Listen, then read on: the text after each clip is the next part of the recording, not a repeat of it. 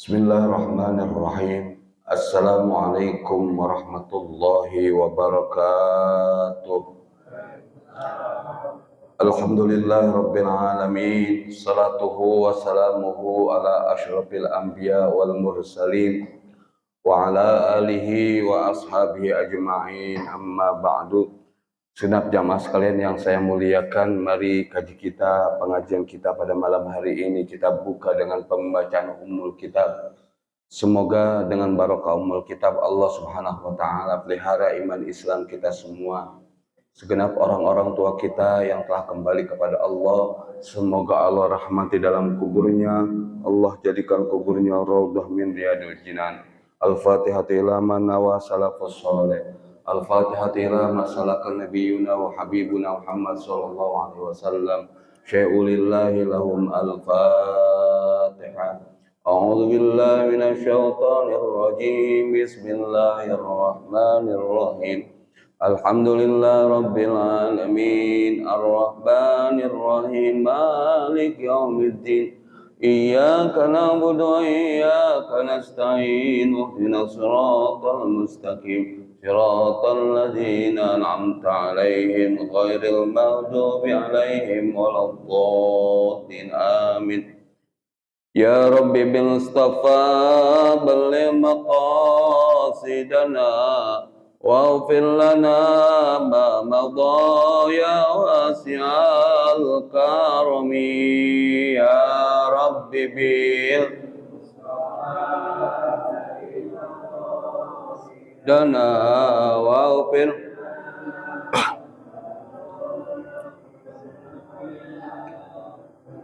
والذي ترجى شفاعته لكل هاو من الأوان مقتهم.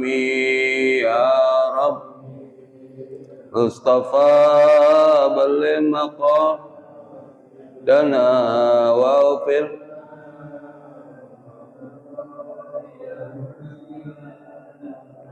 ولن يضيق الرسول الله جاءوك به إذ الكريم تجلى باسم منتقم. يا رب بلغ مقاصدنا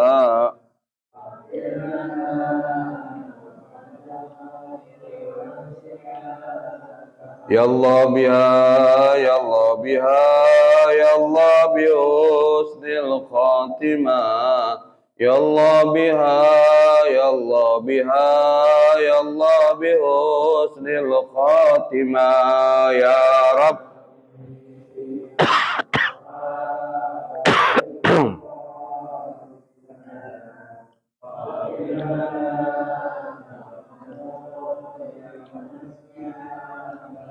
Allahumma salli wa sallim wa barik alaihi wa ala alihi. Bismillahirrahmanirrahim. Qala al-muhaddisu rahimahullah ta'ala wa nafa'na bihi wa bi ulumihi fi daraini amin. Man shalla alayya fi kulli yaumin aw fi kulli jum'atin arba'ina marratan mahallahu dunubahu kullaha. Man shalla alayya fi yaumin mi'ati marratin qadallahu lahu mi'ata hajatin sab'ina minha lil akhirah wa salasina minha lid dunya wallahu a'lam bishawab. Segenap jamaah sekalian yang saya muliakan, kita bersyukur kepada Allah Subhanahu wa taala. Dengan limpahan taufik hidayahnya, Allah perkenankan kita dalam keadaan sehat walafiat, dapat melakukan kewajiban kita, aktivitas kita, sholat maghrib berjamaah di masjid ini. Kita sambung dengan salah satu sunnah Nabi kita Muhammad SAW, yaitu dengan menghidupkan sunnah Nabi, yaitu thalabul ilmi. Semoga seluruh rangkaian ibadah kita, kegiatan kita, silaturahim kita pada hari ini, mudah-mudahan seluruhnya Allah jadikan ibadah kepada Allah Subhanahu wa taala. Mudah-mudahan segala hajat-hajat kita di dunia ini yang baik Allah kasih mudah, yang buruk-buruk mudah-mudahan Allah hindari kepada kita. Genap jamaah sekalian yang saya muliakan, pada bulan ini kita sudah memasuki bulan yang sangat mulia, yaitu bulan di mana dilahirkannya Nabi kita Muhammad Sallallahu Alaihi Wasallam. Sekarang itu kita sudah berada pada tanggal 10 Rabiul Awal. Nabi kita Muhammad dilahirkan pada tanggal berapa? 12 Rabiul Awal. Nabi Muhammad itu semuanya sama. Lahir 12 Rabiul Awal, hijrah dari Mekah ke Madinah 12 Rabiul Awal, wafat juga tanggal 12 Rabiul Awal. Semuanya itu rencana Allah, sudah ditentukan oleh Allah. Kalau kita nggak tahu kapan kita lahir, terus kapan kita pindah tempat, ya kita dari Jawa ke Pondok Cabe kita nggak tahu. Terus kapan juga kita meninggal dunia kita nggak tahu. Tapi Nabi Muhammad seluruhnya sudah diberitahu oleh Allah Subhanahu Wa Taala, yaitu tanggal 12 Rabiul Awal. Nabi kita Muhammad itu basyarun lakal basyar, manusia biasa, namun nggak seperti manusia biasa. Kita berumah tangga, Nabi Muhammad pun berumah tangga. Kita punya anak, Nabi Muhammad pun punya anak. Kita berniaga, kita dagang, kita usaha, Nabi Muhammad pun dagang. Cuman bedanya dengan kita, Nabi Muhammad itu wa ma yantiqu 'anil hawa in huwa illa wahyuha. Tidak ada yang keluar dari lisan Nabi Muhammad melainkan bimbingan dari Allah berupa wahyu. Ini pada kesempatan ini kita akan mengkaji apa sih bedanya Nabi Muhammad dengan kita. Nabi Muhammad itu manusia biasa, tapi ada 10 keistimewaan yang dimiliki oleh Nabi Muhammad yang tidak dimiliki oleh kita. Tujuannya apa kita kaji pada bulan Rabiul Awal ini? Karena di dalam sebuah hadis, Zikrul Aulia Tanjilur Rahmah, menyebutkan kebaikan-kebaikan kekasih Allah itu akan menurunkan rahmat Allah Subhanahu wa Ta'ala. Di antaranya yaitu ini ada di dalam kitab Bidayatul Hidayah yang disusun, yang dikarang oleh Al-Imam Al-Ghazali. Syair ini berbunyi seperti ini. La yatalim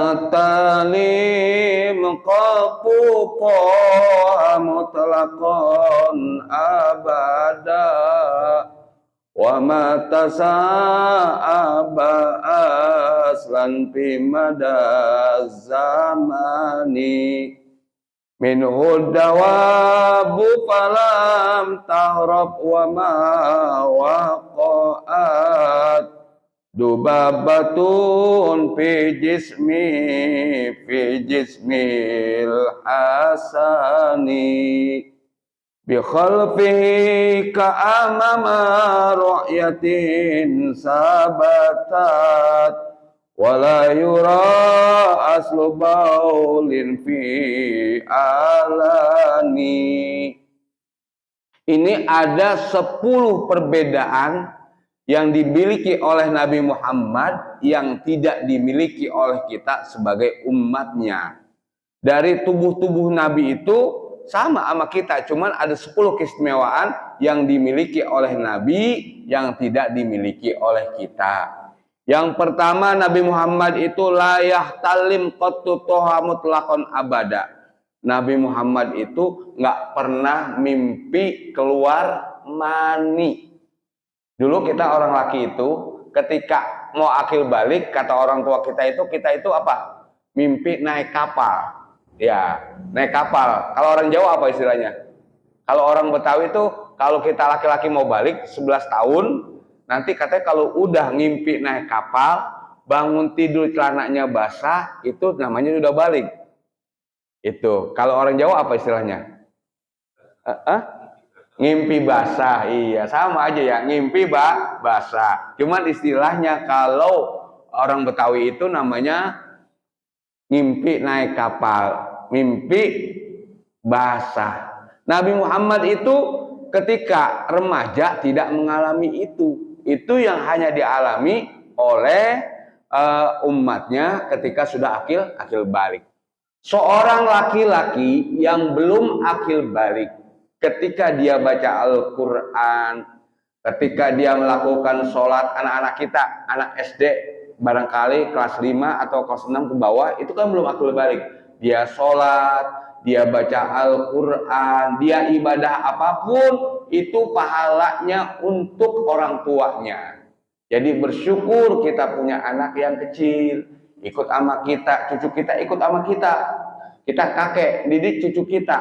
Rajin sholatnya, rajin baca Al-Qur'annya. Anak kita masih suci, cucu kita masih suci, belum punya dosa, belum punya tanggung jawab. Ketika dia melakukan ibadah, baik itu wajibkah atau sunnahkah yang dilakukan oleh anak kita, oleh cucu kita, itu pahalanya untuk orang tuanya, pahalanya untuk kakek neneknya. Jadi kalau anak cucu kita di rumah rajin baca Quran, rajin sholat, itu memudahkan datangnya rezeki di dalam rumah itu. Untuk siapa rezekinya? Yang masih muda, ya buat orang tuanya. Ya kalau dia ikut kakek neneknya, ya buat kakek neneknya. Jadi anak kecil yang masih suci ketika dia ibadah, maka ibadahnya itu pahalanya untuk orang tuanya atau juga untuk kakek neneknya. Nah, ketika dia sudah akil balik, mimpi mandi basah, maka seluruh kewajiban syar'i itu diwajiban kepada dia. Dia nggak sholat, yang dosa dia. Kita sebagai orang tua hanya berkewajiban ngasih tahu. Tapi kalau kita tidak kasih tahu, kita tidak bimbing anak cucu kita, nanti ketika di akhirat mereka nuntut sama kita. Kalau kita punya anak soleh, anak taat ibadah, kita ibadahnya pas-pasan, ibadahnya banyak kurang, maka anak cucu kita itu nanti dia bisa memberikan syafaat kepada kita, memberikan pertolongan kita di hadapan Allah Subhanahu wa Ta'ala. Jadi selagi anak kita belum balik, maka dia ibadah kebaikan apapun yang dilakukan oleh ia, itu pahalanya untuk kedua orang tuanya. Jadi Nabi Muhammad itu ketika akil balik tidak mengalami yang namanya mimpi basah. Yang kedua, Nabi Muhammad itu beda dengan kita. Yang kedua, Nabi Muhammad itu beda dengan kita. Yang kedua, wa ma tasa'aba fi madal zamani. Yang kedua, Nabi Muhammad itu nggak pernah angop. Angop kalau bahasa menguap, mangap. Iya, mangap. Iya, bahasa Jawanya apa bahasa Jawanya? Nguap juga sama. Angop kalau bahasa Betawinya. Iya, menguap. Itu ketika nguap, itu kita disunahkan untuk nutup. Dengan apa kita nutup? Dengan tangan kita. Yang mana? Pakai belakangnya. Ini. Pakai ini, jangan pakai gini ke depan. Jangan pakai yang depan. Pakai belakangnya ditutup. Kita angop, kita nguap. Disuruh tutup. Ya. Tangan ini punya dua kebaikan. Tangan kanan kita ini punya kedua kebaikan. Yang pertama, yang depan ini, kalau kita mencium tangan orang tua kita mencium tangan guru kita, depannya itu namanya liikhtiram, memuliakan, menghormati. Ya. Kepada siapa yang tangan itu wajib kita cium? Pertama, kedua orang tua kita yang melahirkan kita. Yang kedua mertua kita. Yang ketiga yaitu guru kita. Dan orang-orang yang lebih tua dari kita. Umpama bisa paman, bisa Pak D, bisa kakek yang lebih tua dari kita. Itu ketika kita cium tangannya, itu melambangkan kita namanya ikhtiram, memuliakan. Nah, depannya ini kita cium, ini tabarruk, mengharapkan keberkahan. Baik itu keberkahan doanya, keberkahan apa saja, ketika kita cium tangan orang tua kita, orang guru kita cium tangannya, kita mengharap keberkahan ilmunya. Jadi kalau nyium tuh ini dikenakan hidung. Kalau anak kita kan dulu nyium bukan hidung yang dikenakan, dikenain jidat. Itu salah ya, nggak ada letak berkahnya. Jadi kalau cium itu ini disampaikan kepada hidung, lalu depannya dicium, ini mengharap keberkahan. Seperti itu. Nabi Muhammad itu nggak pernah angop, nggak pernah nguap. Ya, setiap saat Nabi Muhammad nggak pernah nguap. Ini yang sifat kedua yang dimiliki oleh Nabi Muhammad yang beda dengan kita. Nabi Muhammad itu nggak pernah menguap. Karena menguap itu bagian daripada penyakit dan juga bagian daripada setan ya, makanya disuruh tutup seperti itu. Yang ketiga, bedanya Nabi Muhammad SAW dengan kita yang ketiga, minhud dawabu falam taraf wa ma waqa'at, yaitu Nabi Muhammad, kalau Nabi Muhammad jalan ketemu binatang apa saja itu nggak lari.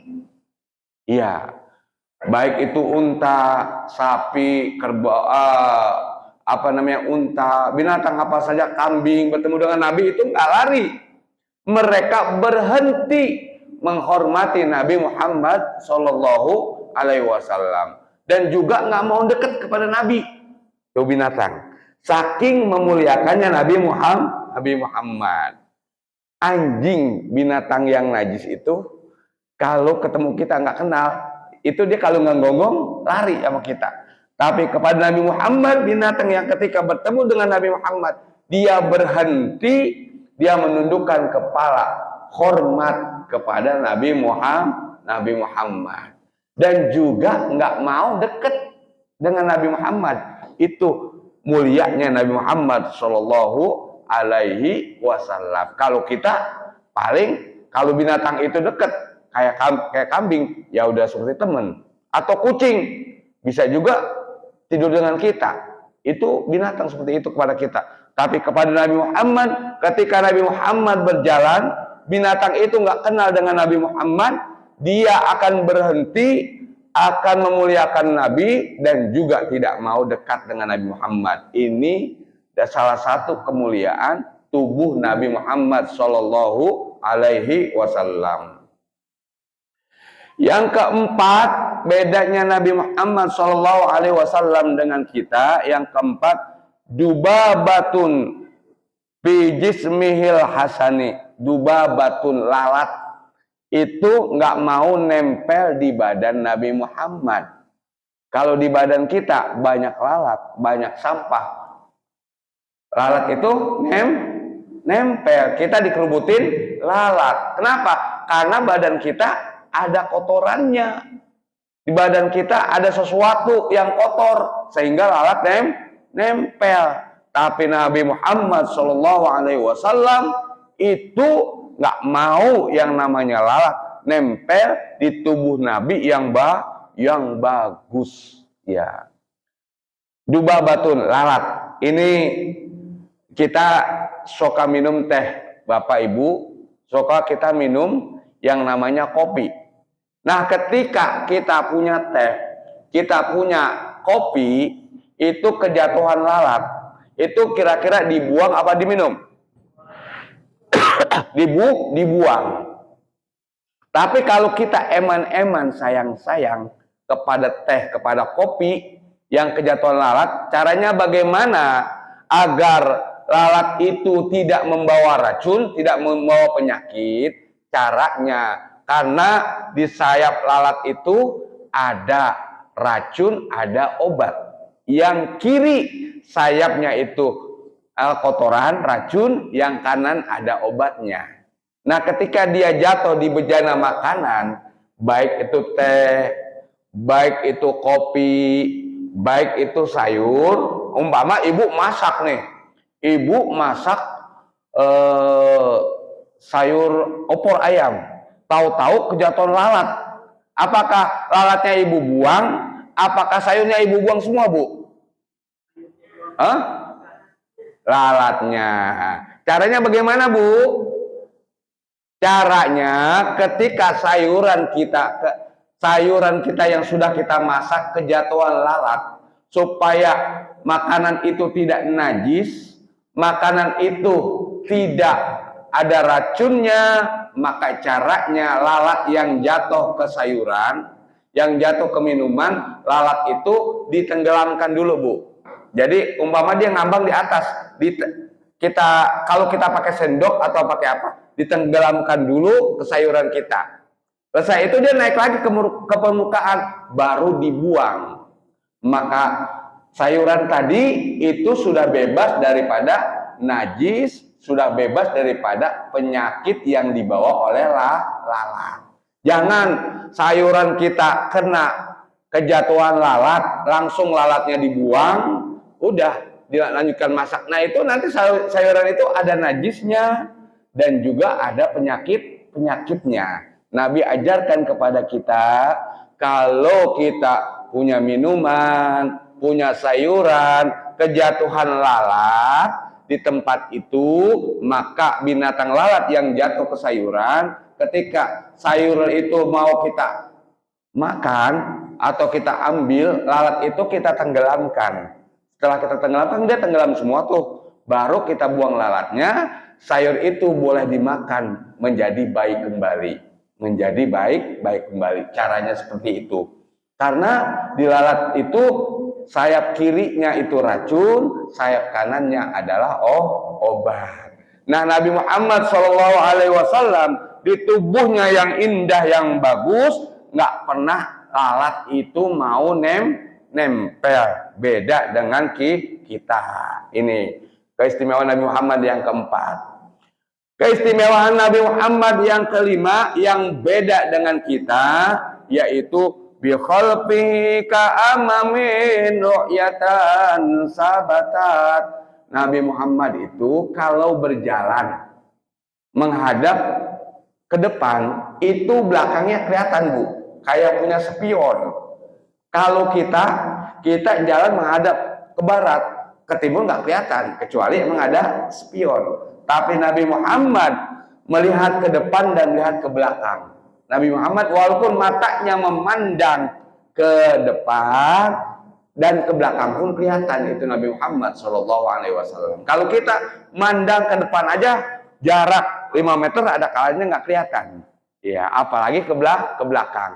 Tapi Nabi Muhammad SAW dia memandang ke depan, yang di belakang pun kelihatan. Itulah keistimewaan tubuh Nabi Muhammad SAW. Di depan dia lihat, di belakang pun dia lihat. Ini nggak dimiliki oleh para nabi dan rasul kecuali hanya Nabi Muhammad Sallallahu Alaihi Wasallam. Jadi bisa melihat ke belakang, bisa melihat ke belakang. Walaupun mata Nabi memandang ke depan, tapi di belakang pun kelihatan. Yang keenam, Nabi Muhammad yang membedakan dengan kita, yang keenam yaitu wala yura aslu baulin fi alani. Nabi Muhammad itu kalau kencing, kalau BAB nggak kelihatan bekasnya. Nggak ada bekasnya, ditelan oleh bumi. Apa yang keluar dari Nabi Muhammad itu keringatnya jadi wangi. Iya, beda dengan kita. Kalau kita, apa yang kita makan ketika kita buang sama. Kita makan pete, ketika kita kencing bau pete.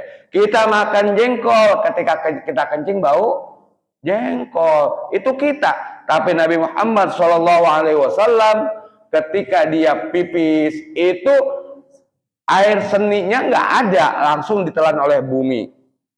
Terus kotorannya yang keluar dari kotoran Nabi Muhammad itu nggak kelihatan, langsung ditutup, ditelan oleh bumi. Ya, jadi langsung langsung ini. Apa yang keluar dari Nabi Muhammad itu berbau wangi, berbau wangi. Beda sama kita. Coba suami kita, ibu, suami kita pulang kerja jam 4 sore. Mandinya habis sholat subuh, berangkat kerja, pulang jam 4 sore. Kita cium tangan suami kita cium baju suami kita, bau apa, Bu? Bau apa? Bau apa lagi? Bau asem. Ya, bau asem itu suami kita. Tapi Nabi Muhammad SAW itu berniaga, kerjanya sama umatnya, berdagang. Nah, ketika Nabi Muhammad pulang berdagang, itu istrinya Aisyah itu bersalaman dengan Nabi. Tangannya keluar keringat, dielap tangannya oleh Aisyah. Setelah dielap, dipeperin, dibasuh ke mukanya Aisyah. Nah, itu mukanya Aisyah jadi kemerah-merahan. Mukanya Aisyah jadi cantik, jadi berbau wangi karena dari keringat Nabi Muhammad Sallallahu Alaihi Wasallam. Tapi coba keringat suami kita, pulang kerja ibu ambil, ibu peperin ke muka ibu, insya Allah baunya nggak beda jauh dengan suami ibu. Itu bedanya Nabi Muhammad. Jadi Nabi Muhammad itu keringatnya bau wangi, dan bekas pipisnya dan bekas buang air besarnya juga nggak ada. Itulah kemuliaan Nabi Muhammad Shallallahu Alaihi Wasallam. Yang ketujuh, kemuliaan Nabi Muhammad Shallallahu Alaihi Wasallam. Tubuh Nabi Muhammad Shallallahu Alaihi Wasallam beda dengan kita. Yang ketujuh, wa qalbuhu lam yanam wal ainu qad nasat. Wa qalbuhu lam yanam wal ainu qad nasat. Hati Nabi nggak pernah tidur walaupun matanya merem. Kalau kita matanya melek, hatinya tidur, merem. Kita apalagi mata kita merem, hatinya sudah merem. Itu kita. Nabi Muhammad itu sedikit makan, kalau kita dikit-dikit makan. Nabi Muhammad itu makan ketika sudah lapar dan berhenti sebelum kenyang. Kalau kita belum lapar, dikit-dikit makan dan berhenti ketika sudah kenyang. Apalagi makannya Nabi Muhammad itu, ibu sekalian, ini cara kita supaya dijauhkan dari penyakit. Diajarkan kita jangan punya jiwa serakah. Bagaimana cara jiwa serakah itu? Kata guru saya sampaikan, kalau makan yang bersumber dari air, jangan makan dari yang bersumber dari darat. Umpama acara hajatan, ada ikan laut, ada kambing, ada sapi, kira-kira orang kapling diambil nggak semua? Dimakan semua nggak? Dimakan semua, itu kita. Nah, caranya bagaimana supaya kita makan itu nggak jadi penyakit? Ketika acara hajatan, kalau kita mau ngambil makanan yang bersumber dari darat, ambil yang dari darat. Umpama nasi, sayuran, ada daging, atau ada kambing, silakan makan. Tapi ada ikan, jangan dimakan. Karena itu antara darat dan air jangan dicampur. Ya, jadi makannya itu. Makanya kalau orang makannya sayur-sayuran, makanan darat, itu nggak dicampur dengan yang bersumber dari air, insya Allah makanan itu akan jadi sehatan, jadi obat buat orang yang makan. Tapi kita ini selama ini, kita itu makannya nggak kurang apik ya. Kalau acara hajatan, ya ada ikan laut, ya kita makan. Ada sate, ya sate kita makan. Apa aja yang ada kita makan. Padahal kalau sudah makan nasi, sayuran, sate, itu kan serba darat tuh. Jangan ambil ikan yang bersumber dari air. Ya, bisa ikan gerame, bisa ikan laut. Jangan diambil, jangan dimakan.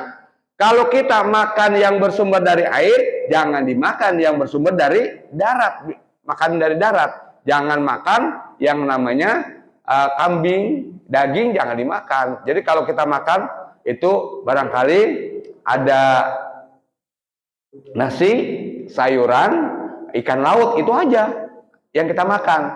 Nah, kalau yang ada sate, ada daging, jangan dimakan. Itu supaya apa? Supaya tubuh kita sehat. Caranya kayak gitu. Jadi saya dikasih tahu sama orang-orang tua kita, kiai-kiai itu yang usianya di atas 90. Kok Pak Kiai sehat kok? Nggak kolesterol, nggak asam urat. Kok bisa sehat? Kata dia, saya itu Mas, makannya ketika lapar. Saya berhenti nggak sampai kekenyangan.